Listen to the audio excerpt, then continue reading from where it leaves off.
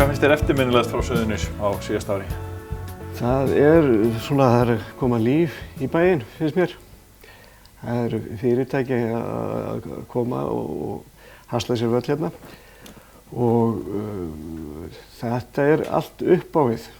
Mér finnst ég finna fyrir svona nýjum straumum.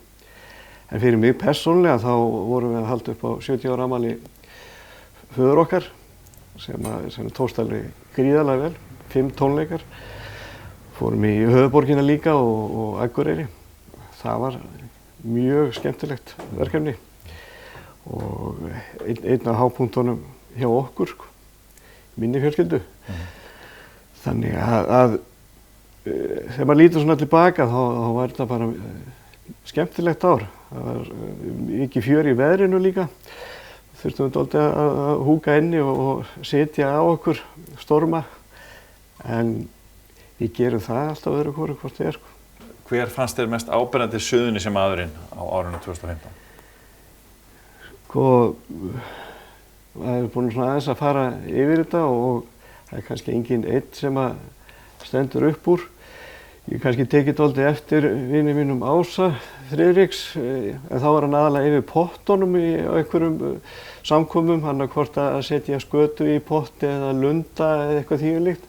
Þannig að ég ætla að gefa honum mitt atkvæði sem einn af virkustu Suðurnesjamönnunum síðasta ár. Hver fannst þér vera svona stærstu málin á Suðurnesjum?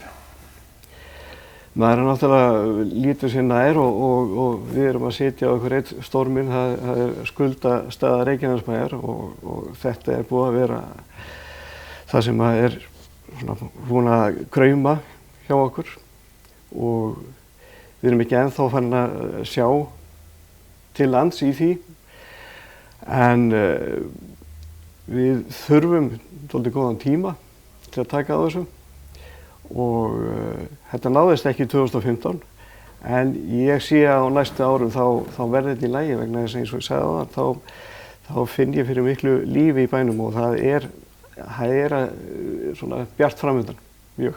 En ég spyr þig samt, hvernig sérðu Suðurnesin á nýja ári? Það eru svo mörg verkefni skemmtileg, þannig að ég held miklar á jákvæði, ég held svona að það eru jákvæði straumar sem ég finn fyrir. Ég hef mikla trú á árinu 2016, bæði fyrir Ísland allt og ég held að Suðurnes eigi eftir að spila stórt hlutverk í því. Hvernig þá? Það er bara það mikið að gerast hérna. Við erum náttúrulega með, það er kannski hægt að nefna einn mann ársins, það er ferðamaðurinn og ferðamaðurinn kemur fyrst hingað, oftast.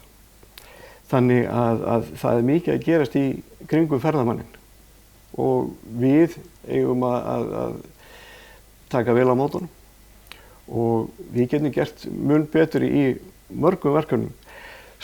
Svona það sem er nærtækast er náttúrulega bara að flugstöðin er löngu sprungin og það er stórt verkefni að bæta aðstöðuna og við náttúrulega tökum mjög virkan þátt í því.